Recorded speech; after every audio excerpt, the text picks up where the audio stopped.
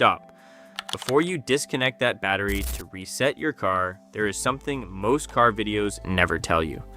One reset can restore a lost feature in less than a minute. Another can erase important diagnostic information, trigger new warning lights, and leave your car worse than before. And some so-called reset tricks do nothing except temporarily hide a serious problem. Today, we are separating the resets that actually work from the popular internet tricks you should never trust.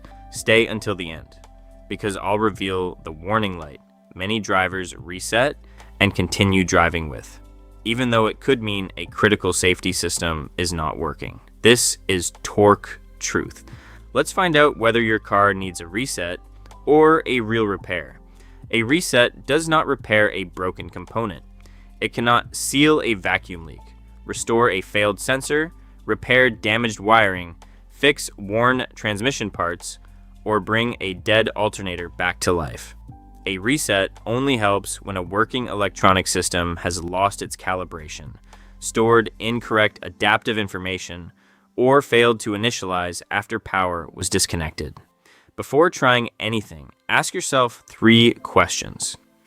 Did the problem begin immediately after the battery was disconnected, jump-started, or replaced? Was a related component recently cleaned, repaired, or replaced? And does the owner's manual mention a relearn, initialization, or calibration procedure? If the answer to all 3 questions is no, repeatedly resetting the car will probably not solve the underlying issue.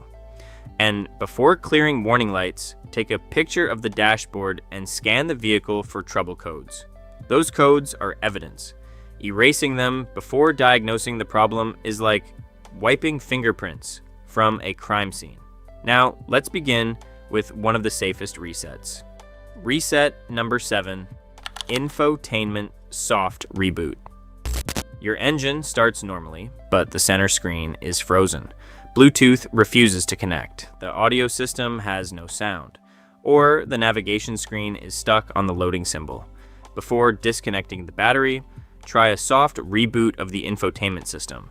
A soft reboot restarts the screen's operating system without erasing the entire vehicle's adaptive memory. Many cars use a combination of the power, volume, home, or seek buttons. However, there is no universal combination that works on every vehicle. Check the infotainment section of your owner's manual or the manufacturer's official support information. The important point is this: restart the affected system first instead of cutting power to the entire car. If the screen returns to normal, you have solved the problem without resetting windows, steering sensors, radio presets, transmission learning, or engine idle settings. But what if the screen works and your power window suddenly does not? That brings us to reset number 6. Reset number 6, one touch window relearn. After a battery replacement, some drivers discover that the automatic window function has disappeared. The window still moves, but one touch up or down no longer works. In some cases, the glass reaches the top and immediately reverses. That does not always mean the window motor has failed. The control module may have forgotten the fully open and fully closed positions. Many vehicles allow the window to be relearned by lowering it completely, continuing to hold the switch briefly, then raising it completely and holding the switch again. But the timing and switch position vary between manufacturers. Follow the exact procedure for your model, especially because the anti-pinch safety system depends on correct calibration. Once relearned, the window may regain normal one-touch operation immediately. That is a real reset because the battery interruption caused the lost calibration. Now, let's move from a convenience feature to something that can make the entire car feel broken. Reset number 5, idle and throttle relearn. You replace the battery, clean the throttle body, or disconnect power during a repair. Afterward, the engine starts, but the idle is too high, too low, or unstable. The car may shake when the air conditioning turns on, or the engine may stall when you approach a stop. In this situation, the engine computer may need to relearn the correct throttle position and airflow required at idle. Some vehicles perform this relearn automatically. You start the engine with the lights, air conditioning, heater fan, and radio turned off. You allow it to reach operating temperature, then drive normally under different conditions. Other vehicles require a specific manufacturer procedure or a scan tool. This is why copying a random pedal sequence from the internet can waste your time. An idle relearn can help after battery or throttle body work. It will not repair a vacuum leak, damaged throttle body, failing mass airflow sensor, ignition misfire, or heavy carbon buildup. Here is the quickest clue. If the rough idle began immediately after the battery was disconnected and gradually improves as you drive, relearning is possible. If it becomes worse, repeatedly stalls, smells strongly of fuel, or produces a flashing check engine light, stop treating it like a simple reset. We will return to that distinction near the end. But first, there's another calibration that affects how your car knows where it is pointing. Reset number 4, steering angle recalibration. After battery work, wheel alignment, suspension repair, or steering component replacement, you may see a stability control, lane assist, or steering warning. The steering angle sensor tells the car whether the wheels are centered and how quickly the driver is turning. That information is used by stability control, electric power steering, adaptive headlights, and some driver assistance systems. On certain vehicles, the sensor recalibrates after the steering wheel is centered and the car is driven straight for a short distance. Other vehicles require a scan tool.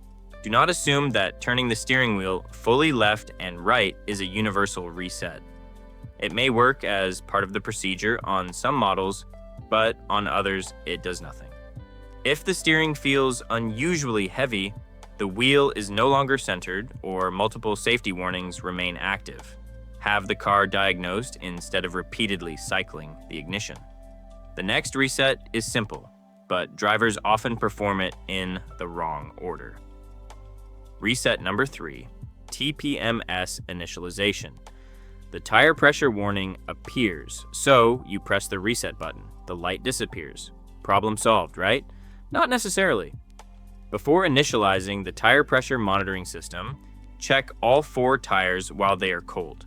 Use the pressure listed on the driver's door jamb label, not the maximum pressure printed on the tire's sidewall. Inspect the tires for nails, cuts, bulges, or obvious air loss. Only after setting the correct pressures should you perform the vehicle's TPMS initialization procedure. Why does the order matter?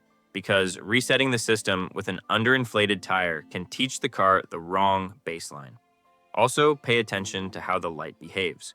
A steady light usually points toward low pressure. A light that flashes first and then stays on can indicate a sensor or system malfunction. And if the warning returns shortly after inflation, one of the tires may have a slow leak. Resetting the light without finding the leak is not maintenance. It is simply delaying the warning. Now, let's discuss a reset many newer cars genuinely require after battery replacement. Reset number 2, battery management system. Modern vehicles do more than charge a battery. They monitor its age, temperature, condition, state of charge, and charging history. The computer may reduce charging as the battery ages, or disable features such as automatic stop-start when the battery becomes weak. When you install a new battery, the car may need to be told that the battery has been replaced. This is commonly called a battery management reset, battery registration, or battery sensor initialization. But here's the truth most videos leave out. There is no universal pedal trick. One manufacturer may use a sequence involving the ignition, high beams, and brake pedal.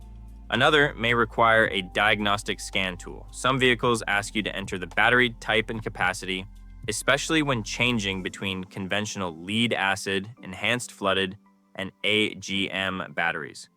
Using the wrong procedure can leave the charging strategy unchanged. That may cause stop-start problems, incorrect charging, warning messages, or reduced battery life. So, after replacing a battery, search the official procedure for your exact year, make, model, engine, and battery type. That small detail separates a real reset from an internet guess. And now we reach the reset people try first, even though it should often be the last option. Reset number 1, ECU battery disconnect. Disconnecting the battery can clear adaptive values on some vehicles. It may reset learned idle settings, fuel adjustments, transmission behavior, radio presets, windows, clocks, and other stored information. But disconnecting the battery does not repair the fault that triggered a warning light. If the car has a vacuum leak, misfire, failed sensor, wiring fault, or mechanical problem, the warning will return after the computer runs its tests again. Sometimes the car appears fixed for a day simply because the diagnostic monitor has not completed yet. There's another risk.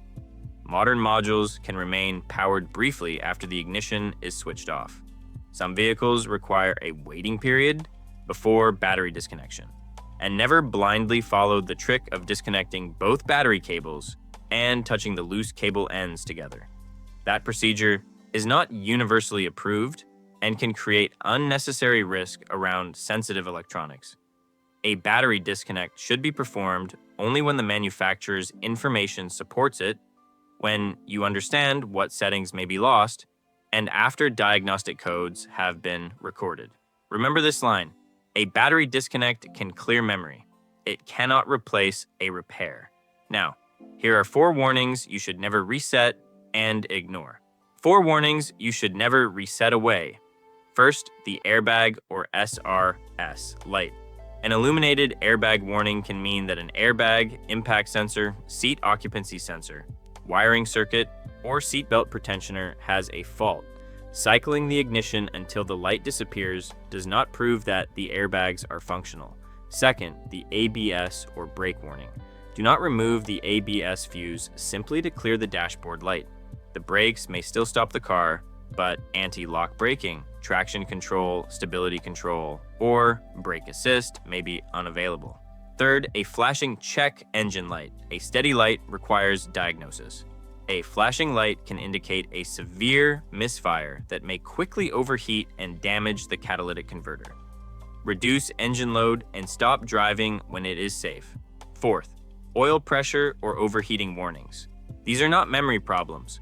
Low oil pressure can destroy an engine in minutes. Severe overheating can warp components, damage the head gasket, and leave you stranded. Safely shut the engine down and investigate the cause. And here is the answer promised at the beginning. The most dangerous reset is not a special sequence. It is clearing a safety warning before discovering why it appeared. Relearning or real failure.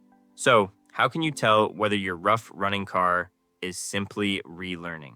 A relearn problem usually begins immediately after battery or throttle work. The car may idle unevenly at first, but the behavior gradually improves. There is no flashing engine light, no severe knocking, no strong fuel smell, and no repeated stalling while driving. A real fault behaves differently. It gets worse. It returns after every reset. It stores the same trouble code again. It produces unusual sounds, smells, smoke, overheating, power loss, or unsafe driving behavior. At that point, stop resetting and start diagnosing. Use this simple rule. If a convenience feature stopped working after battery disconnection, check the owner's manual for a relearn procedure. If engine, steering, charging, or transmission behavior changed, scan the car first and confirm whether an official calibration exists. And if you see an airbag, brake, oil pressure, overheating, or flashing check engine warning, do not erase it and keep driving. That is the difference between resetting a confused computer and hiding a real problem. Torque Truth is here to help you save money without gambling with your car. Comment your car's year, make, model, and the warning light you are seeing. And subscribe, because in the next video, we are exposing 5 expensive parts that mechanics often replace before testing the cheaper cause.